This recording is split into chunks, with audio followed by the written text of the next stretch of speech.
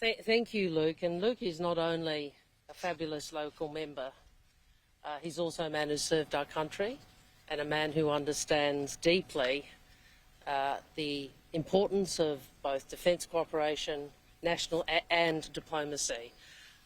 He also, and don't tell Chris Bowen this, but I think he speaks the best Bahasa in the caucus. So I also am very pleased to be here with my friend and colleague Brendan O'Connor, who's will speak shortly about some defence issues, and also Pat Conroy, who has done a power of work in the Pacific and has done a great job in doing the detailed policy work, much of which we are announcing today. So Australians understand this is a time of risk. They understand it's a time of uncertainty, and they want a government that does the work to keep them safe. They want a leader they can trust to do the job. But they got Mr Morrison, the bloke who just keeps dropping the ball. The bloke who just keeps dropping the ball, the bloke who went missing while China negotiated and signed a security deal on our doorstep, and the bloke who didn't order enough vaccines or rats and then told us that we're at the front of the queue, the bloke who doesn't hold a hose, and the bloke who never takes responsibility. What I would say to you and to Australians today is, if elected, Labor will do the work. We understand the region is being reshaped. We know the first priority of government is to secure the nation. And this means we have to secure our region. We have to build a stronger Pacific family. And this is why an Albanese Labor government will restore Australia's place as the partner of choice in the Pacific. We will deploy and integrate all the elements of national power: defence, strategic, diplomatic and economic. And this is important. We will leverage Australia's strengths. We will leverage Australia's strengths. We understand we are in a time of competition, so you have to look to your competitive advantage. The power of Australia's voice, the power of our proximity, the power of our people-to-people relationships, and the power of our economic relationships. This is how you work to secure the region, and this is what this package does.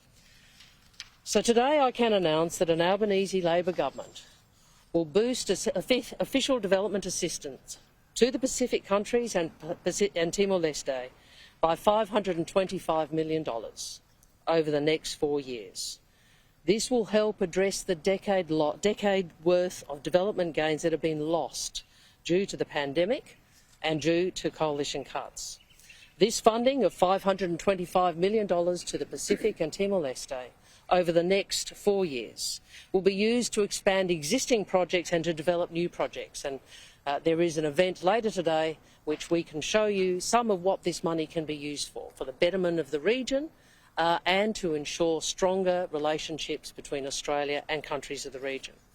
We will work with our Pacific family to support specific projects that deliver real change in areas of health, economic growth, education, climate change adaptation and resilience.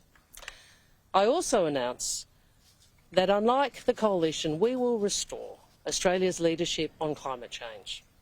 We will establish a Pacific Climate Infrastructure Financing Partnership to support climate and clean energy projects in the Pacific. And this is, of course, in addition to our bid to host a future conference of the parties in conjunction with our Pacific partners. I know Mr Morrison doesn't like to listen, and he certainly doesn't like to act when he has heard something. Pacific Island leaders have made absolutely clear that their number one national security and economic challenge is climate change. And what has Australia under this government given them? They've given them the climate wars. They've given them Mr Dutton making a joke about water lapping at their doorsteps, and Mr Morrison thumbing his nose at them. I can also announce that an Albanese Labor government will reform the Pacific Australia Labour Mobility Scheme and expand the labour scheme. Now, this is an example of us using the power of proximity to secure our region. And I will turn to Pat shortly to address that. We will also establish a new permanent visa arrangement for eligible Pacific Islanders and their families to strengthen and grow our people-to-people links. Labor will draw on the strengths of who we are. We are a respectful, generous and reliable nation. We are a country that many Pacific Islanders call home and that will always step up in times of need. We are a partner that will invest in the long-term stability and prosperity of our region, and we are a partner that will actually listen to and strengthen the Pacific family. So thank you for being here today. I'm going to invite Brendan first to step through the defence-related aspects of our plan, and then Pat to talk a little more about both the broadcasting initiative, which is about Australia's voice in the region, and some of the migration aspects. Thanks very much, Penny, and it's great to be in Darwin for this very important announcement when it comes to engaging with our Pacific Island friends. Today we're announcing an investment with establishing a new defence training college. This will provide opportunities for us to train Pacific Island country personnel. There already exists some level of training for commissioned officers, but this will be providing requisite training for defence personnel below the commissioner officer level, and I think it will provide great opportunities for us to deepen our ties with our friends in the Pacific. This is the sort of thing that we need to be doing to engage and, frankly, to re-engage effectively, because, as Penny has made very clear, in recent years this government has been derelict when it comes to its relationship with our Pacific Island countries.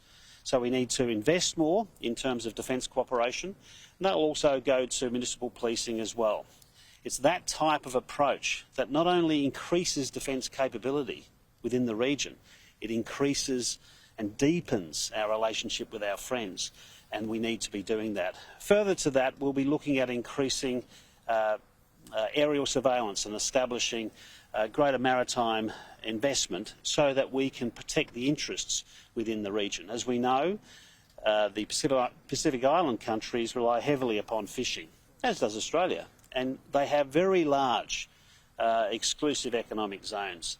And too often they lose their revenue because of significant illegal fishing in the area. So that's certainly just one transnational crime that's committed in our region, and if we increase air surveillance and we increase technological opportunities like using drones, if we provide support, intelligence, surveillance information to those agencies of those countries, we can protect our region economically as well as combating transnational crime. It's these initiatives, this type of investment that, if elected, an Albanese Labor government will embark upon.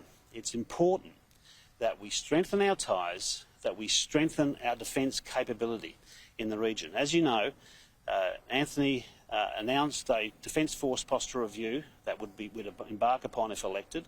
That's about where we place our assets. But this is about engaging. This is about ensuring that our relationships in our region are as strong as possible. So this investment will go, I think, a long way to re-establishing the ties between us and our Pacific Island friends, and I think it's really critical, and for that reason it's critical that we see the election of an Albanese Labor government. Thanks.